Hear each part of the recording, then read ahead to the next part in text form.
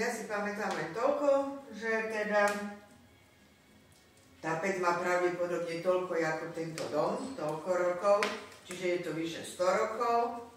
Naposledy v 90. a predtým to mohlo byť nejako v 70. alebo v 60. rokoch.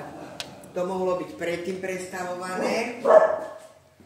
A kúrilo sa tam stále. Posledné 2 roky asi nie. 2-3 roky nie. Čo? Sa už nekúrilo posledné 2-3 roky. No. Tak to už sa nekúrilo, ale inak sa kúrilo celý čas. Pretože my sme plyn ešte vtedy nemali, takže plyn sme zavádzali v 1997, takže dovtedy non-stop sa kúrilo a potom sa kúrilo občas. Od toho 97.